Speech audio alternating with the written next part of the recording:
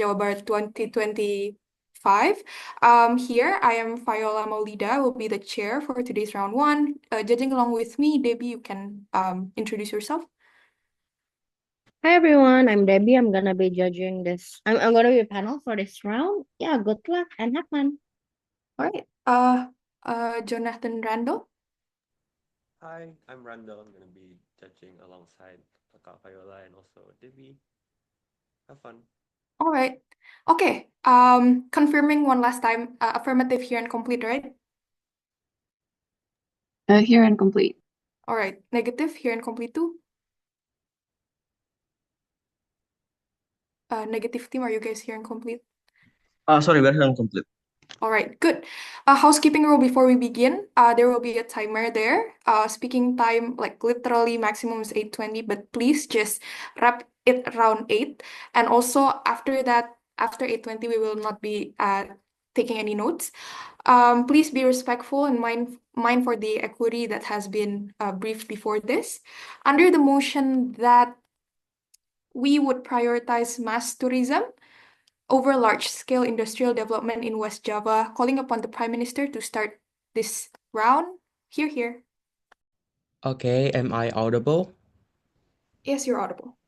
Okay, before I begin to deliver my speech, my pronouns, he, him, and since this is Australians, and there will be no POI, so I believe that there will be no preference of POI. So I'm gonna start my speech in three, two, one. Before I begin to deliver my argument, there is some setup about first the definition of mass tourism. Mass tourism refers to the development of tourist destination. However, it is not limited. It can be a cultural destination, natural landscape, or even urban destination. And industrial development refers to the development like industry, like the expansion of it, specification of some industry, a new industry, and other. And what is the status quo right now? I think West Java, it is the region in Indonesia that is rich in the natural landscape, culturally rich, and even like it has some of the urban destination, like for example, Bandung or Bekasi, Bogor, and I think industry development is good for the economic sector. For example, like in Bekasi or Cikarang, who are specialists in industrial. However, the industry development has ruined some characteristic of the some of the region in West Java, like because of the urbanization that it create, and also it can create some harm, like for example, pollution. And what is our goal? Our goal is to improve the welfare of the local people. It is it is for the interest of the government of West Java, who likely to more likely to prioritize the welfare of the local people over on the worker in the some sector, like for example industrial. But what is our mechanism then? First, we will prioritize the budget on the mass tourism. There are like still allocation on the development industry. However, in here we prioritize on the mass tourism over the development of the industry. Second, we will allocate the budget on the mass tourism sector. For example, like we will build facilities like roads, for example, we will also do development on the local people. For example, we will do training like seminar, for example, and we will prioritize local people who live nearby to work in this tourism sector. And three, we will maximize the potential of the regions. For example, like in Bogor, we will prioritize on the landscaping, and in Bekasi, we will prioritize on the urban destination. And the last, the profit that we gain from the tourism, we will invest the money on the training and the development of the local people so they can compete with their skill. They can compete with any worker from different regions so that they can work in the industry with this develop and training. And my first argument will is why is it principally correct for the West Java government to prioritizing mass tourism over large-scale industrial development for the sake of the local people. Here, I'm gonna explain to you how the industrial development works. I think industry needs specific human resources. It is not only taking people who live nearby local people, but also they need specific human resources, for example, to really operate some of the machine to really, and they also will need some engineers with expertise to work in certain industry. And it take the worker not only from people who live nearby, but it is specific on the on the specialization that they need to make the industry run. And it is likely to take the natural resources. However, sometimes the profit that the company gain is actually not to fix what the problem they create by taking the natural resources. However, they often do it to the development of the company to pay the worker, for example, and they often ignore it. However, even if there is the case where they are still taking care of the natural resources, it is not the benefit is not as good as what they have taken, which is they take the natural resources at the very first place. And I'm gonna explain how the tourism industry work. It is actually they do not need any specification. Even if they need, they can train the local people, for example, because the skill it is not as specific as the industry needs. For example, like they only need maybe some skill to hospitality, how to communicate with the tourists, or even like when they need to communicate with tourists from abroad, they can train, like for example, like language trained, like they can training on the English, which is easier than when they are on the certain industry that they need to take the um, higher education, for example, in order to compete with the skill that the industry needs. But what is actually this interest of the government? I think the government really wants that local people to actually be welfare, because it create the they have this a kind of responsibility to taking care of their local people, even if like there is some migrants, for example, but local people in here, they are still the interest of the government. And why is it logically correct? Because sometimes the industry can create some harm, like for example pollution, which is can take the welfare from the people, for example, like their health, for example, that often the industry is not really taking care of it, and it is the government responsibility to create the place where they can actually live peacefully. But what is the impact then? With this tourism sector, the local people will getting jobs, and this is I think in the West Java right now there are so many jobless people because they cannot compete with the industrial needs. But with this tourism, they can actually work because their skill is excellent. They can train even if their skill they still like skill on communication, for example. It can still be compete to for them to work in the industry. But my second argument will prove to you how it can create the benefit. First, I think. Why is it logically correct? I'm going to prove that tourism will create the welfare that actually the local people will they can merasakan the benefit first with the job that they are get. I think they would likely to have it is better for them to have a job rather than be jobless because they don't have some specific skill. Secondly, the local tourism often creates some infrastructure like roads, for example, in order for them to be more accessible. I mean the place. So this road is actually can create welfare to the local people because the transportation it will be easier for them. And then it will create less harm because like some tourism preserve the local place. For example, it will create less harm because of the preservation, unlike the industry that often can create some pollution and maybe the harm like traffic. However, it is not as harmful as the industrial make. Like even with the traffic, okay, maybe there is like problem like traffic. However, this problem is not as harmful because sometimes the traffic is only on the peak season. And what is the impact? The welfare of the people who live in this region Order. in West.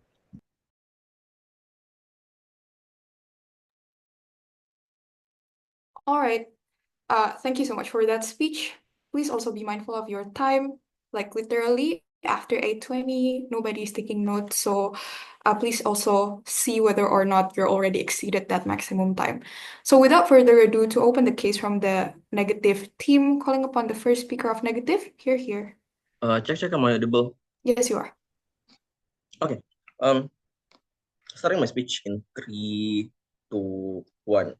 Cheers, as the only region with the most high quality STEM graduates coming from ITB and IPB, I think Jabar is the only region in which industries can enter Indonesia, prosper, and in the process create a good precedence for other industries to get into the country and prosper in other regions in Indonesia.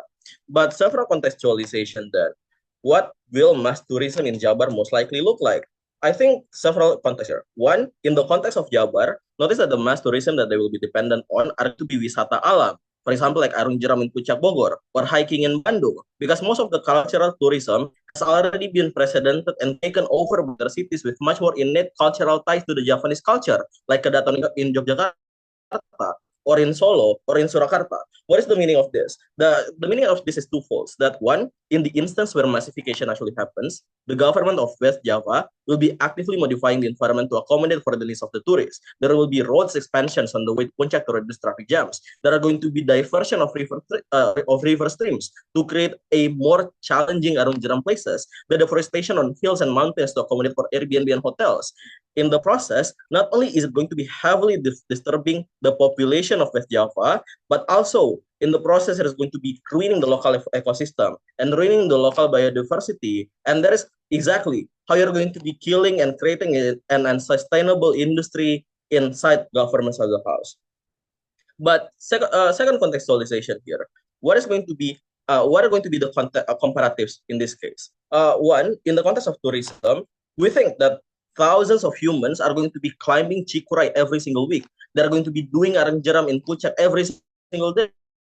In the process, like these humans will not have been educated well enough in the process of sustainable tourism practices. Obviously, there are going to be people who actually litters. There are going to be people who kills possibly the natural ecosystem or local birds, and in the process destroying the natural biodiversity. Or in the process, they're going to be throwing their trashes, in which those trashes are going to be suffocating the local environments in West Java. In the process, we think that at the end of the day, the massification of tourism is going to be dangerous, exactly because thousands of humans who are not well educated enough in the practices of going into nature, for example, and trying to take in the beauty of those nature without actually destroying them is not actually going to be happening. That is what the side of government is trying to protect. But why then, on side opposition, the industry is going to be having a much better practices? Comparatively in opposition, right? Industrialization can be really far away from population centers, and it's going to be fine. They're going to be built in empty lands, for example, in Bandung or in Bogor. They're going to be built in empty lands that population centers are not going to be disturbed by them, that at the end of the day the waste are not even going to be disturbing them. But second of all, why is this actually going to be a much better comparative to the local biodiversity? Notice that historically local industries have been hiring local lecturers and academia as consultants. They understand the local natural biodiversity. They understand the ground composition and proper material buildings. For example, like PT Valin Makassar consults with professor in UNHAS to actually help around in building their mines properly. Why this is going to be likely to be happening?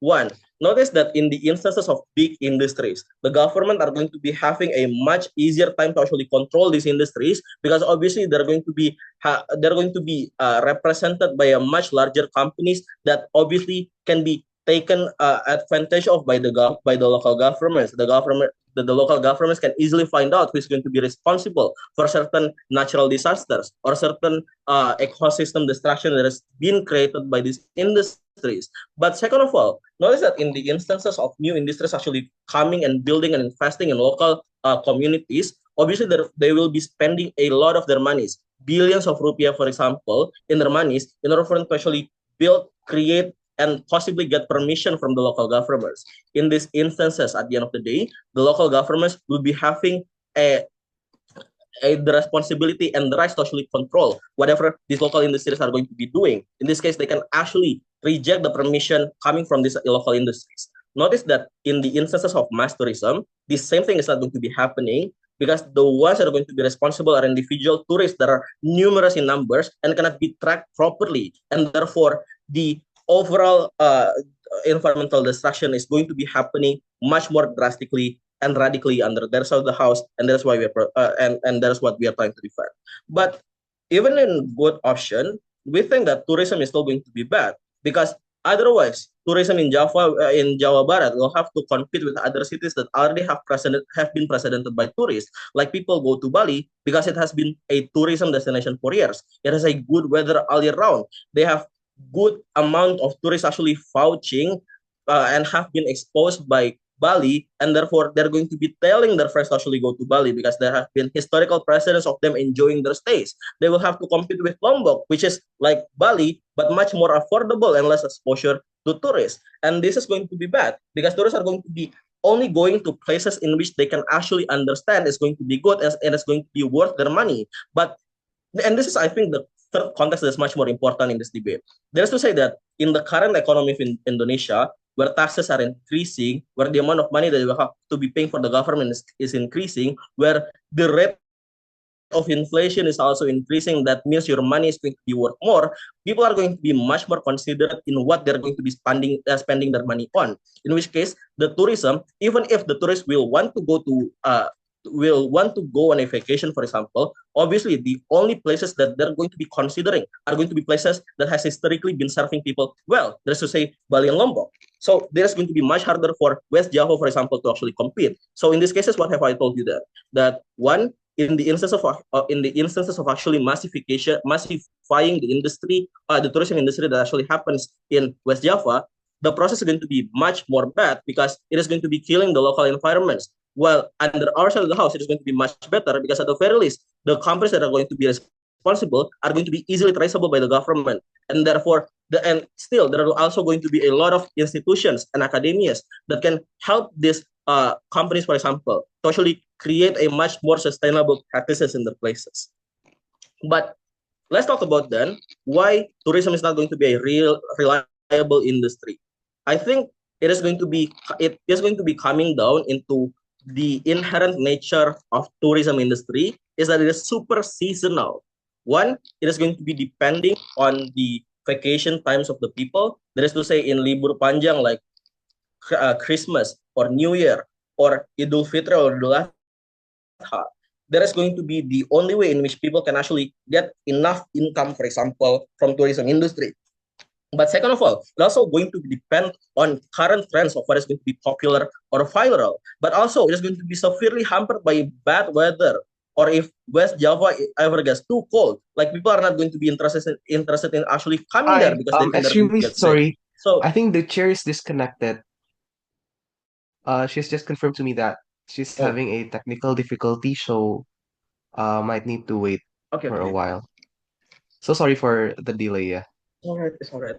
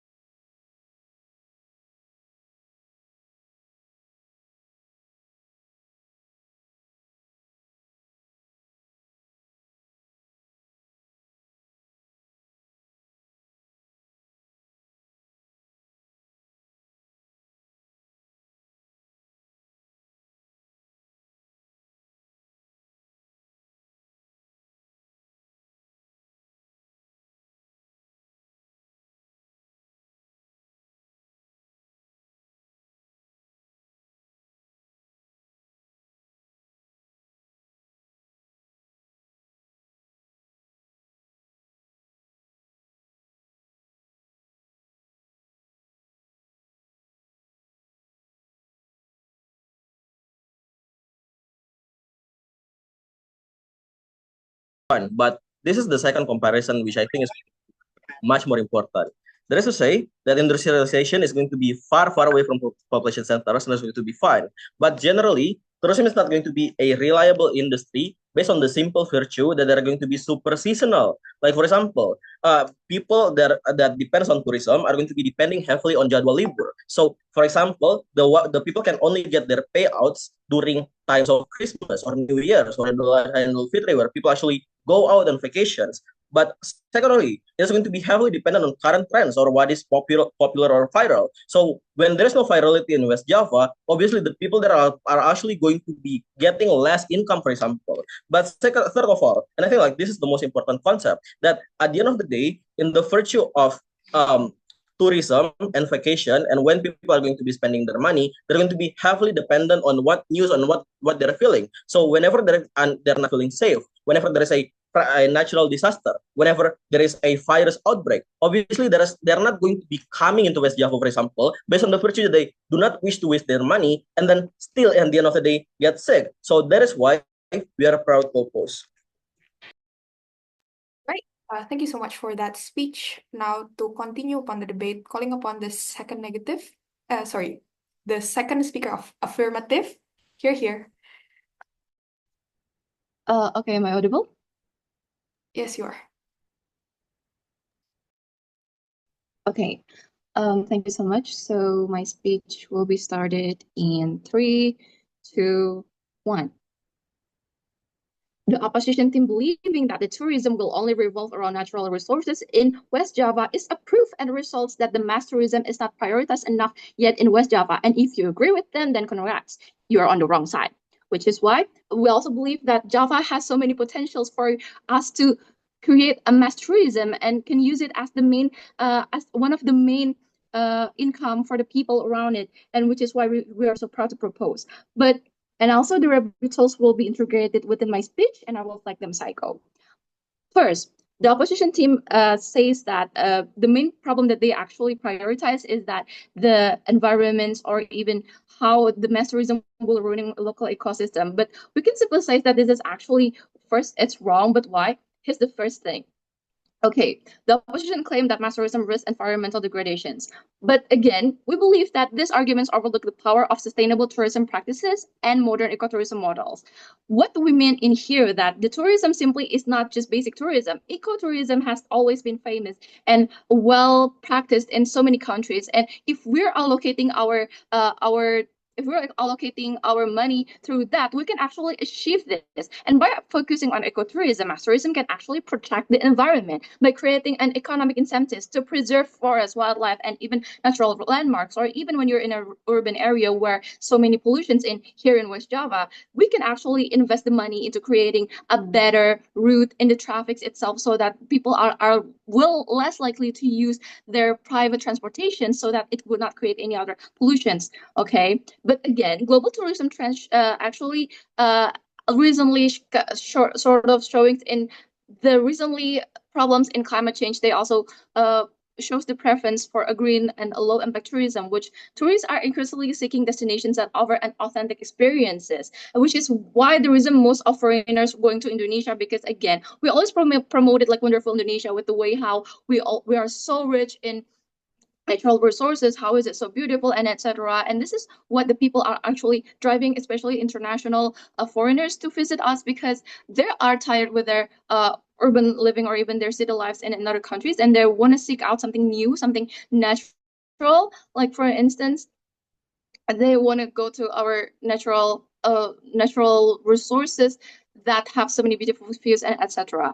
But again, if we compare to industrial development, on the other hand, it often leads to an irreversible environmental damage, since they will create a more carbon footprints, or even the impacts in not only the local area but also the entire region of the ecosystem, and this is undermining their long-term sustainability. But two, again, my second point is that they're always mentioning how the West Java will be attracted enough tourists, because the tourists will be more focused on another areas like Bali or even Lombok. But that is the main problem, panels, because our area has been prioritized on mass tourism exactly, which is what makes people more choosing into another areas because that's what they are well known for, and that is what makes the tourists actually feel more comfortable to go with, because we don't invest enough in West Java. I mean, well, we have so many potentials, not just under natural resources, but we also have like another urban areas like Jalan Braga in Bandung, for example, or even we actually have a lot of recreation places in Bekasi or even also in Bogor, but not many people are actually interested to go to our places. Why? Because yeah, less investment. And again, Bali is already overcrowded with tourists, and foreigners doesn't even know where Indonesia is unless we mention about Bali. This is also important for the national image, international image for our country itself, so that we can mention that we are also very diverse, and we have another destinations that you can go to. Like for an example, if people mentioning the destinations in Thailand, they will not only mention about Bangkok, it will be only like Phuket or even Chiang Mai and etc. But again, moving to our another point, why do we prioritize mass tourism? Because we believe that it is creating a better living and increasing welfare for the local people. Why? Because one, mass tourism means that we're seizing the potential that we already reach culturally, naturally, or even including the potential of urban destinations. And culturally, the people already know since they're living it day by day and even passed down from generations to generations, like the dances, singings, or even etc. And the copy added the value for the mass tourism again. Meanwhile, compared to the opposition's belief in industrial development, which is the industrial development that you're creating something, aka factories, or even creating a byproduct that took skills, which industrial again means that you need profit. And they wouldn't just accept everyone or even prioritize the local people around there. They would just take anyone from any other areas, and manufacturers considered about the people they want to hire, like age, skills, and they wouldn't even be care if you're locals or not, even if you're coming from the East Java or even Sumatra. They will still take you inside their industrial development, which is again why, as the first speaker already mentioned, joblessness is a main problem in West Java. Why? Because the people are not competent enough, and we don't have enough human resources to fill out that demand from the industrial areas. And it has become a main issue in West Java. And what are the results of these jobs panels? We hope that the opposite team understands that pungli, aka extortion, it's a very crucial here problem, especially in tourism in West Java. Why does that even actually happen? Because again, one is the joblessness. People don't know or didn't have or not competent enough to get another job. But again, when they have and see the opportunities that their lands actually have in there, they took advantage of it, and they're using it as a pungli or even extortion because they didn't have any income from it. And these people, obviously they have the rights to get profits by that. But the thing is, extortion is obviously illegal, which is why if we're investing into mass tourism, this wouldn't even be happen, because there will be created like regulations, and this West Java people, they will actually work legally in preserving the ecosystem or even preserving the tourism itself, and they can get profit for it. And compared to the opposition team, believe that they're creating more benefits compared to us, because they're creating more economic benefits. Actually, no, this is wrong, because there are no guarantees or even mechanisms that they mentioned that it will be given to the local people, etc. Because again, profit, they will accept so many people. But again, with this regulations itself, if we're investing to mass tourisms, the pulling will not be happening. The people could actually create a better and a healthy tourism in that region.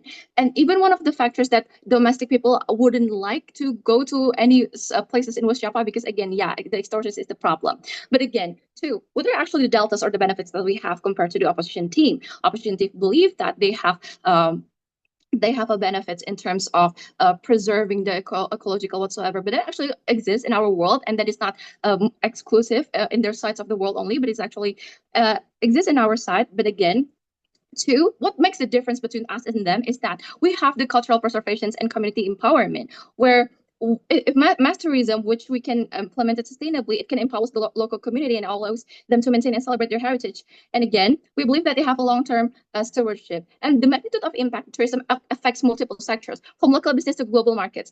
Like, here's the thing, okay, for the final points is that by creating economic benefits from local tourism. So you can actually invest and recycle the money to actually create the industrial culturally of the people local. So their benefits actually also exist in our side of the house. Thank you. All right. Thank you so much for that speech. Now calling upon second negative. The stage is yours.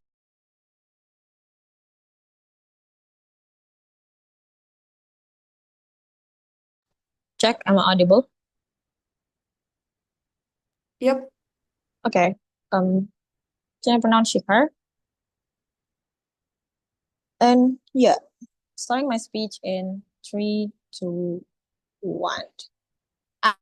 As Indonesia, what we need to prioritize the most is the sustainability and stability of the economic. We support industrial rather than relying on seasonal and fluctuate market like tourism that we have explained to you multiple times. Notice that if the only concern of them not prioritizing development in industrial is about environmental damage, we say we provide you 1,000 of alternative why it's not going to happen and why it's something that's still mitigable under our side. Because first, understand the context. We are literally living in 2025 that is in era of green transition. So the research and development about the reparation and the preventive way to like the damage of environmental, always following the condition of earth and the region itself, and learn from the past experience as a reference to build a new regulation, a new technology that make sure it's safe for safe for the environment, for the preservation as well. But secondly, industry as always having like the incentive to do to to do a consultation to the activists, for example, to the university to create a safe implementation. So they're not going to get like condemnation for the from the society and from the government itself. It also like because of they need the support from the university for their labor, for example. But thirdly, there always be like AMDAL panels, analysis dampak lingkungan, before creating a factory and way to repair like the damage that potentially happen. So it's something that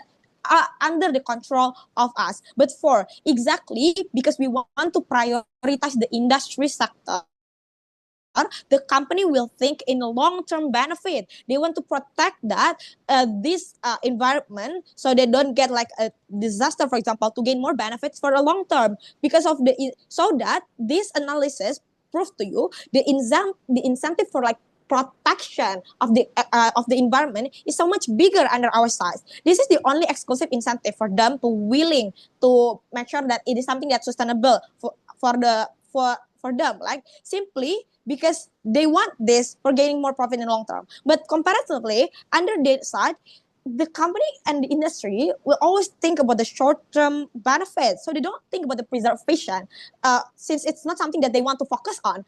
That's why I think in terms of this, we already win. But here's the thing: if they're really scared about like it's still damaging the environment, you're talking about a massive tourism expansion, especially especially you want to gain a benefit from that.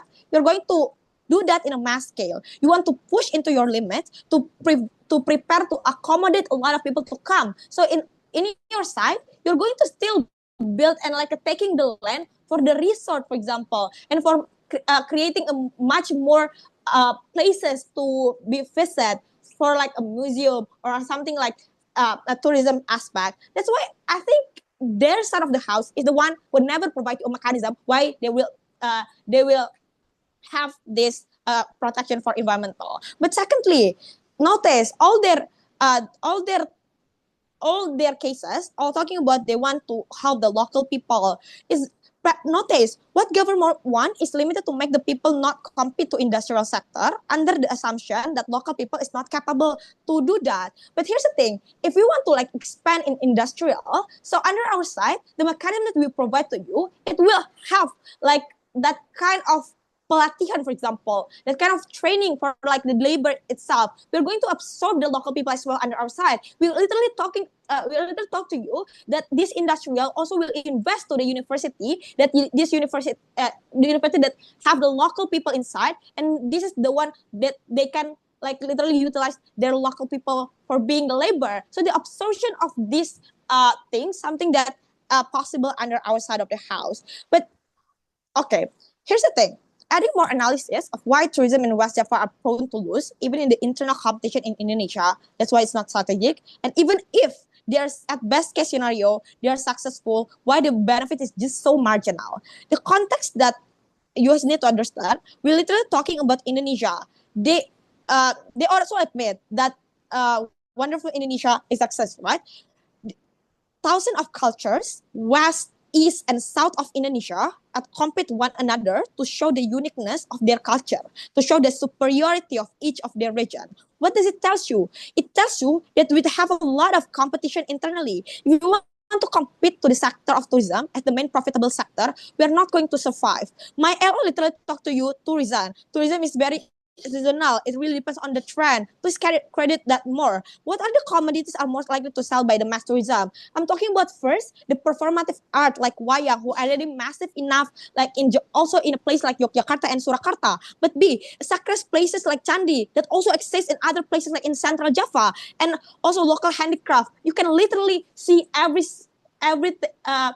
local handicraft in every region. If you want to compete about nature tourism aspect, they need to compete to like Raja Ampat in Papua, Bromo in Malang, Lombok and Mali, with also already too popular and too powerful in terms of like attractive the tourists, for example. In conclusion, the exclusivity that they want to make as a mass promotion is just so meaning there will be so much segmentation of market, so it won't be that centralized in Java.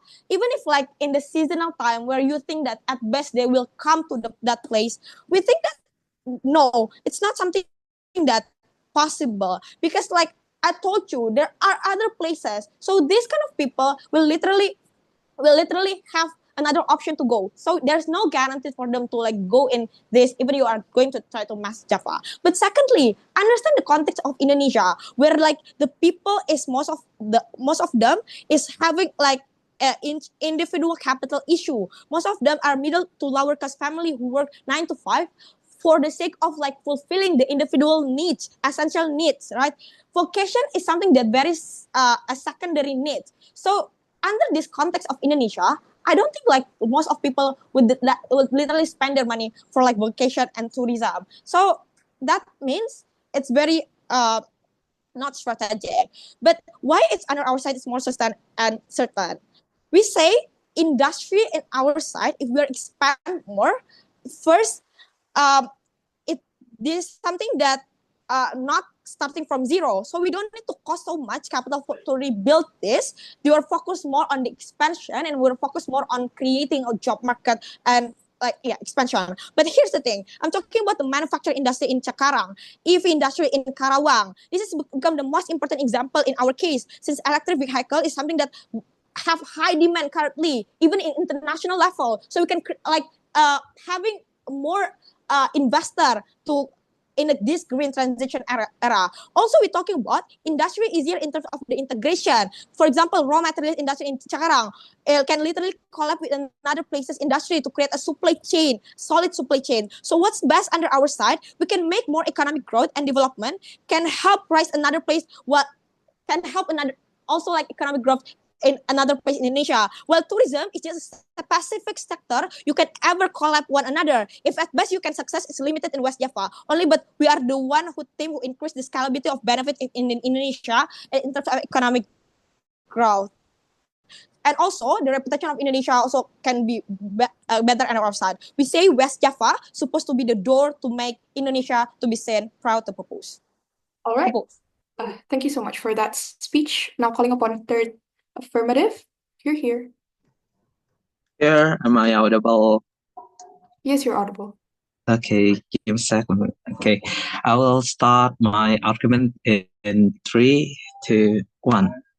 Okay, let's start with some replies to what the opposition said. Okay.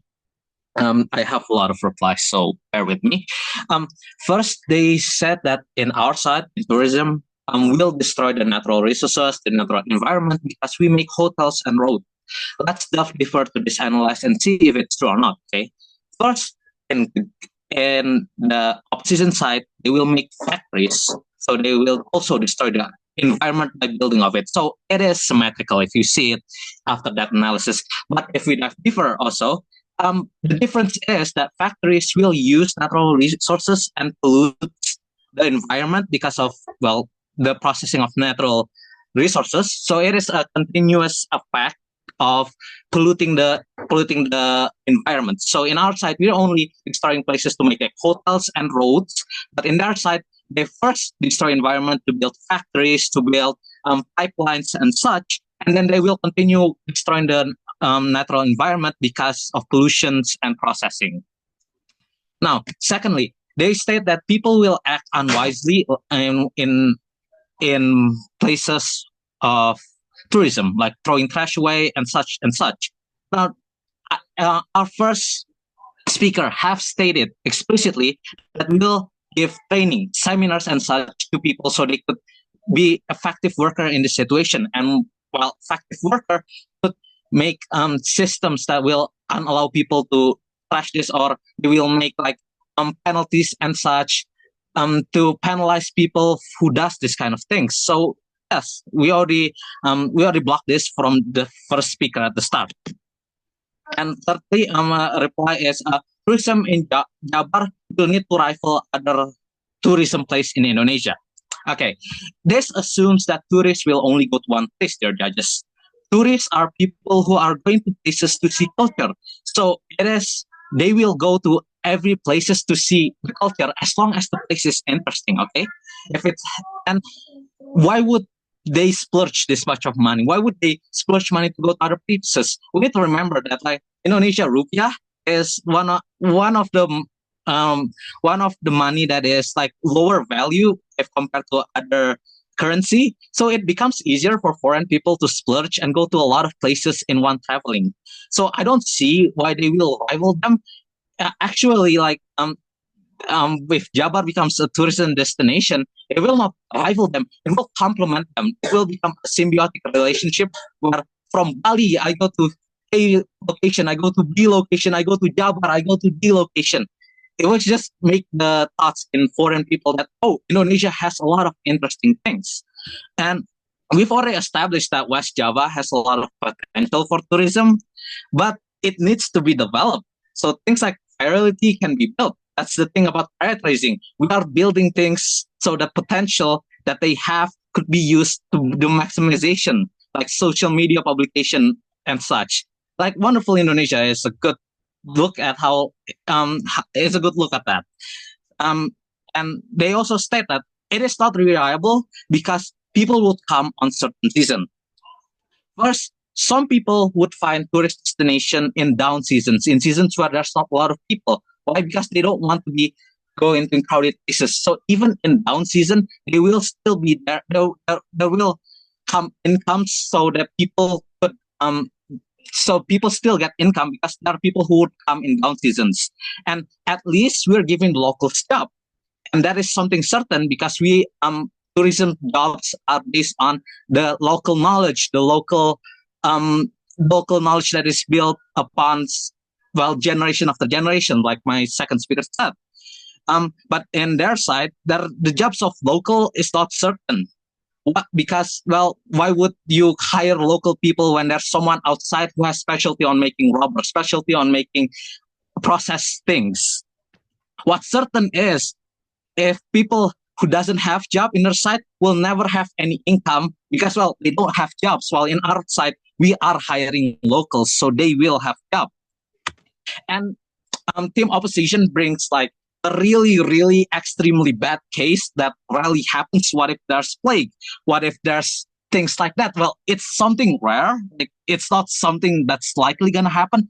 But let's see what will happen if something like that happens. Well, the government just went through a plague, so they know they will realize that like, oh, shit, there's going to be a plague that hits our tourism sector really greatly. So I think we need to set some safety line. So from this, there is no plague currently, they will invest in tourism, and the output from that tourism, they will invest in other things so that the local people could still make something, still do something, so that the situation, if it happens to that, well, it could be healed.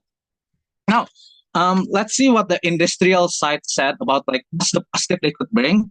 They said that they're gonna build their factories far away so not to disturb people, but they still need natural resources, so that will disturb the people. You can say that you will allocate them to different places, so when you're taking the natural resources, you won't disturb them. But that's still disturbance. Imagine being told to move to another place because a faceless company is going to extract rubber from your place and they not even work you because you don't have the specialty. So your move away, the resource taken is from your place, and you didn't even get a job.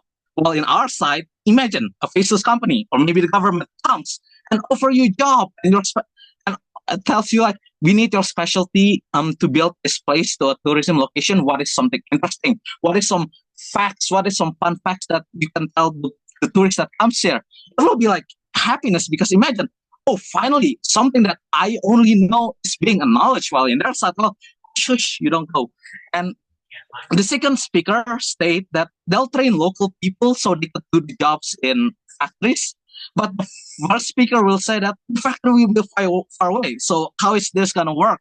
We've established they don't have jobs because they don't have the abilities and specialties to do those things, to take those jobs.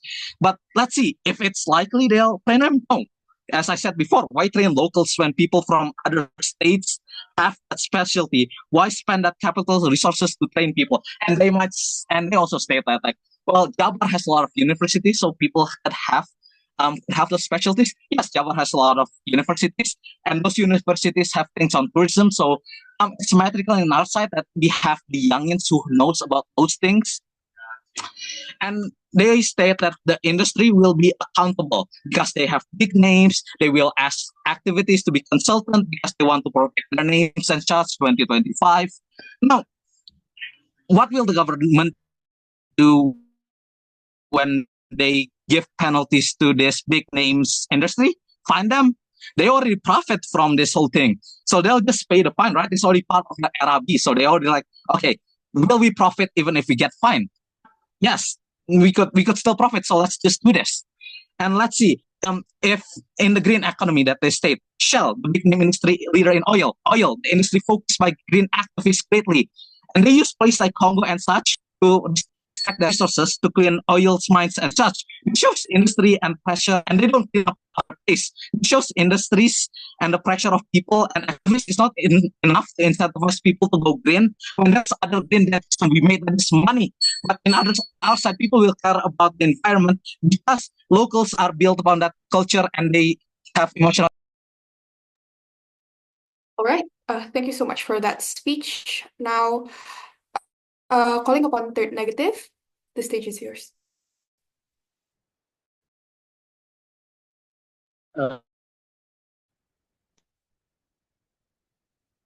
Can anyone confirm that I am audible? Yep. But just to be sure, I think you're a bit laggy. So can you try to say a full sentence?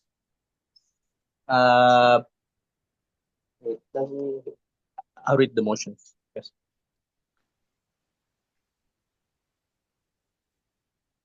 That we would prioritize mass tourism over large-scale industrial development in West Java. Cool. Yeah. All right. Okay. If I become inaudible sometime during my speech, just stop me. All right. I'll start my notes. Okay. I'll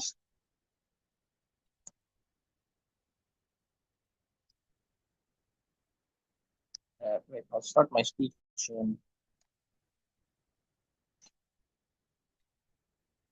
I'll start my speech in 3, 2, 1.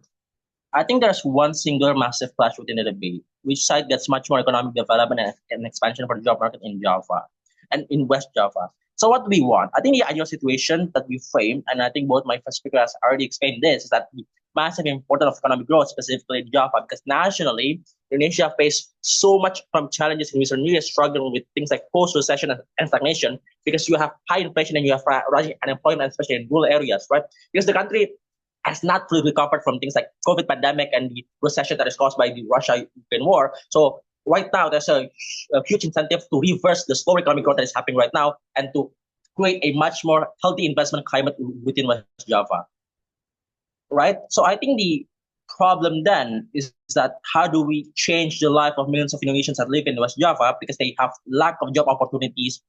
Therefore, they oftentimes push toward things like informal low-paying work, which are quite unstable. The productivity is much lower, and therefore, the vulnerability of them for things like future economic shocks means that they are likely to go even down in the poverty line.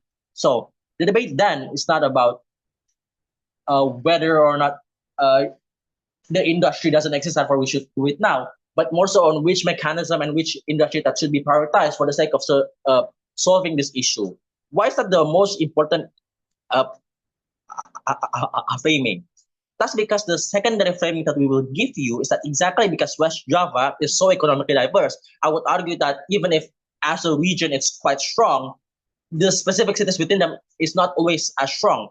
This looks like Cikarang or Karawang not being as economically strong as Bandung because, for example, they don't have as good as a strong industrial and commercial sectors. Therefore, the urgency that government talks about, the industry doesn't exist. That kind of principle of urgency also exists in some of the house. In so far, we want to build more factories, we want to build more job opportunities in of the house in these areas. So, and to solve this, I would argue that you should judge on the parameter of who can insert as much good as possible. West Java, I would argue that is the largest economic contributors and have the potential to kind of revitalize itself to national revitalize itself in integration to national economy through things like industrial expansion and job creation. Things like strong manufacturing base, access to more major trade routes because you integrate the supply chain within West Java, but also supply chain nationally and internationally as well. I think Arifah told you why we are more likely to get FDI because the emerging EV industry that exists in West Java because they have large nickel reserves and the fact that they have a new really big EV battery factory means that West Java itself is a good high target for things like FDI. So I would argue that things like economic shock and the stability of the industry as a whole is much more likely to happen on our side of the house. How do we prove this? 3 reasons. A, I would argue that the Indonesian government has long prioritized manufacturing and high-tech industry, especially in Prabowo. Like Gibran spent, I don't know what, 3 months talking about hilirisasi. So I would argue that's the flagship program that they probably want to prioritize. So I would argue that any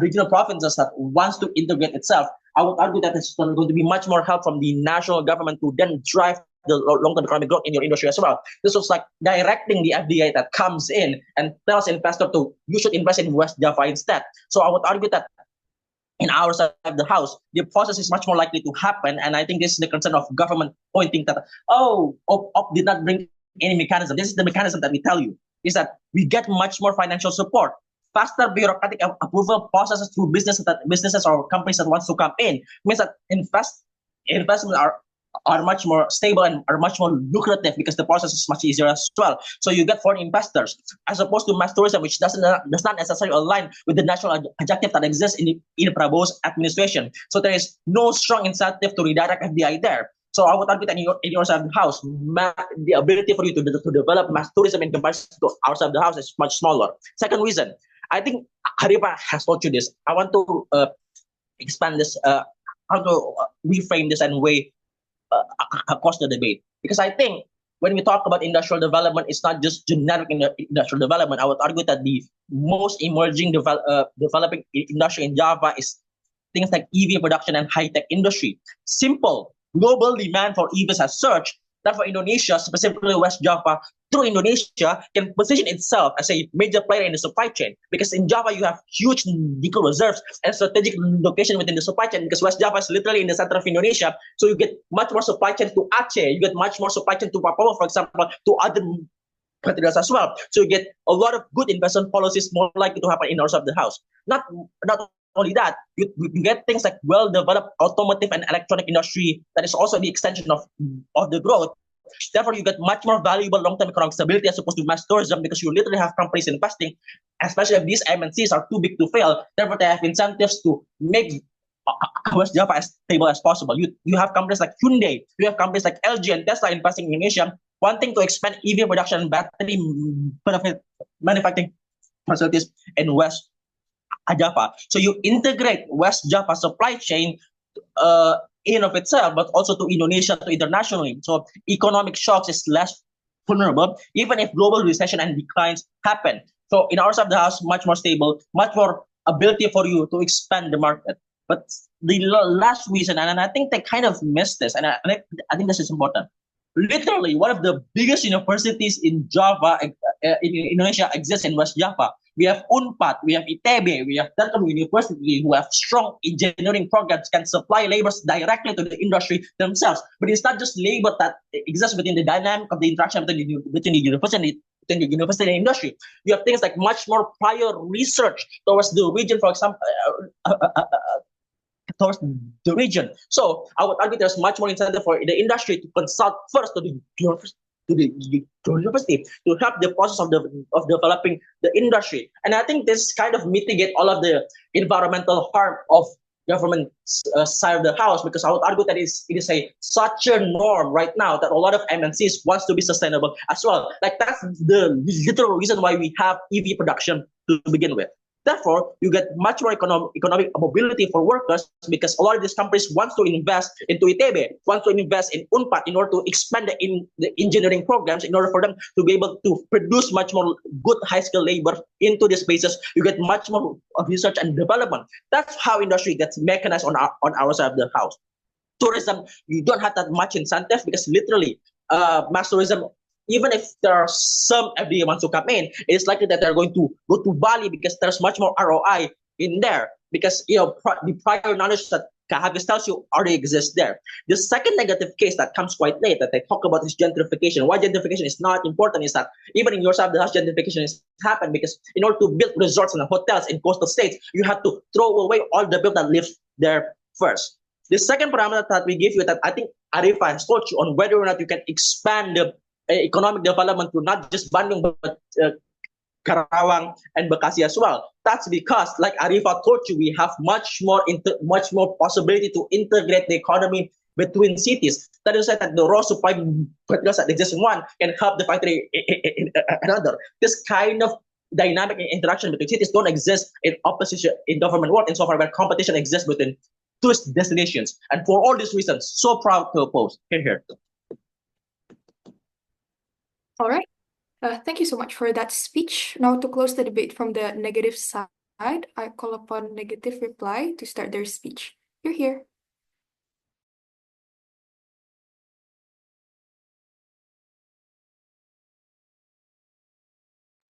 Check audible. Yes. Okay, starting to reply 3, 2, 1.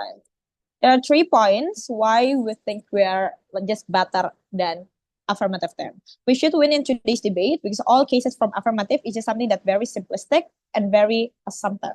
First, they told you their main goals, they want to protect local people, to empowering them by making them work as tour guide, translator, selling handicraft, under the assumption that it is easier and suit by the capacity of the people inside. And industry is literally hard to work on that. You need a skill. First, we taught you that our mechanism, a massive industrial focus, means that there are 2 powerful actors like government and companies will focus on that, right? Government literally will pay attention to make sure the skill and the knowledge is accommodated well for the local people to compete with that. Things like webinar, seminar, intensive training, job class, etc. It's literally accessed by the accommodation of the government. But B, company have a bigger incentive to absorb the labor because they need more labor since they will focus to expand the market, right? The factory, for example, the incentive to have a good quality of labor is access anyway. They will invest more in university, also giving more scholarship for the local people. This is a mechanism that I don't think they literally respond. Under our side, if the problem is they don't have the capacity to compete in industrial, we literally is the one team that answer their burden. We are the one who give them accommodation to compete, right? Competitively under like affirmative team. Okay, the local people cannot compete, so cannot compete. They told you that, but what's better under their side then? They want them forever stuck in the capacity that just being in limited capacity. At best, they said they want you to list as a translator tour guide. Here's the thing: just because it sounds easy, that doesn't mean people can do that easily. If the characterization of them is that people is incapable to learn and very vulnerable, we question the likelihood of them being a translator and a good tour guide, for example. How can they be a good translator? They need to study. So because of there's no likelihood, this benefit, the bigger benefit coming for them to utilize the local people for this capacity is something that very assumptive. You cannot buy that panels. But B, they want to protecting the environment and the health of people. But we literally give you so much like preventive mechanism. Why there is a research and development about the preventive way the damage. Industry always consult to the activists and university. And exactly our proposal, because we want to focus on the long term, this is create a bigger incentive for like this company to make sure that these places is something that not get damaged because they want to gain benefit. But also, thirdly, the last thing, they want to create welfare for local people. First, we are the one team who are focused in more job opportunity. We're the one team who will absorb the more local workers, not because industry is not one like them, only like translator and something like that. They give it you the example. We say that the industry is fashion, manufacture, electric vehicle.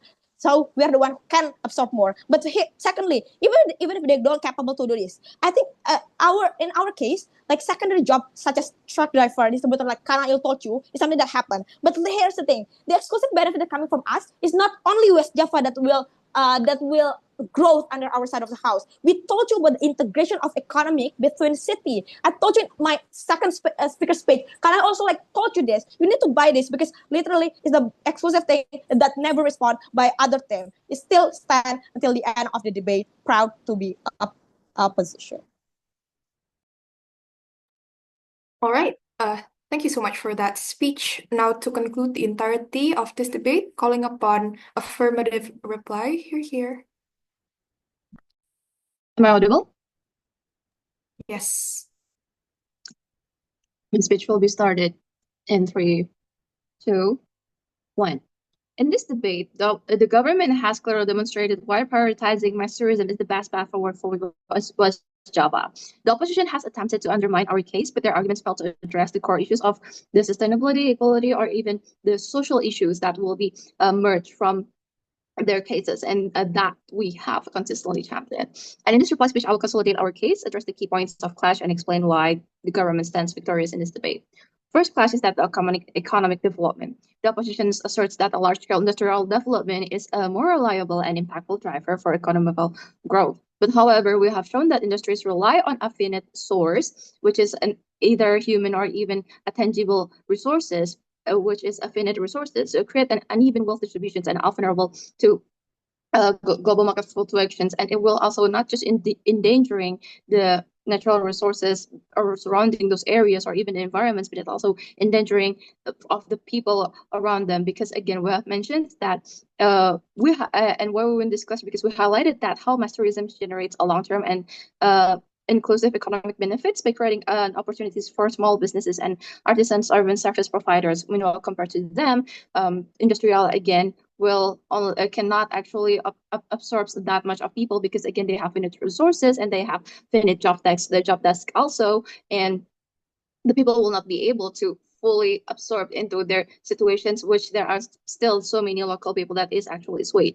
But the second clash is that about the environmental impact. The opposition downplays the environmental destruction caused by industrial development, framing it as a necessary trade-off for economic progresses, and they still always mention how it can be mitigated by some of the regulations by the industry itself. But again, industry itself, we have already mentioned how characterize them as being profit-centered, which it will also create more for them to create this.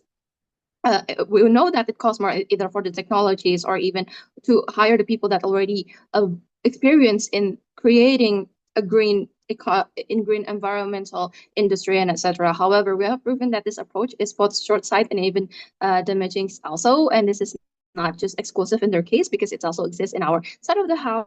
Because if their concern is actually that we can create a damaging environments in terms of for the mass tourisms, it can actually mitigate it with ecotourisms, which we need to invest more that we currently didn't even have in West Java. We emphasize that West Java natural beauty is an irreplaceable asset that tourism preserve and enhance, and while industrial projects are pollute, have the higher likely to pollute and even destroy it, and because they need to take some other areas to create the industrials itself. But even when opposition tried to frame mass tourism as environmentally harmful, we demonstrated that sustainable tourism practices such as ecotourism or even regulatory frameworks can mitigate these harms. And we can also actually educate the people around to how to preserve the tourism in order to give the benefits for themselves, not just environmentally, but also economically, and how they can actually proceed and take profits from it without actually damaging the environments. The third clash is that about the social and cultural impacts, which is something that the opposition team did not even worded enough, and they ignores the human cost of industrial development, including displacement, exploitations, or even the erosion of the local culture. Why we win this class? Because we show how we're fostering a sense of pride and economic independence, and it's something that these people didn't even have to struggle with, since they're living with the cultures within itself, which can add the value to the mass tourism itself. But again, panels, this debate boils down to one quick key question: what is the best path for West Java's future? On our side, we have consistently argued for an approach that is sustainable, inclusive, and also respectful for the region's unique strengths. And the opposition, in contrast, they are defending a model of development that exploits resources, harm communities, and also jeopardizes West Java's environmental and cultural assets. And for these reasons, we are proud to stand by the government and promise support prioritizing mass tourism. Thank Hello. All right. Thank you so much for that speech. That concludes the entirety of this round. You guys will need maybe 15 to 20 minutes, and then the judge will be back after the deliberation and conferral. So I think we need to go to breakout room. Um, But sorry. yeah. They told me that malah peserta yang suruh keluar. Oh, okay. Yeah. By the way, just triple checking the speaking order because I got cut out, right? So it's Gun, the chat.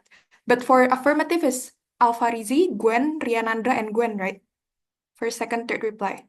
Can someone? you. Yes, it Okay. is. Okay, good.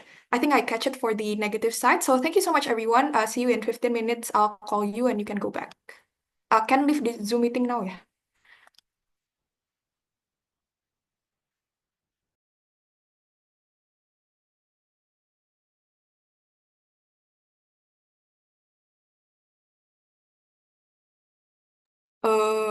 Hafiz, Gwen, Arifah, Glady, Randa boleh leave? Should we go back here for the results of the deliberation? Yes, I will call you on the main room once we are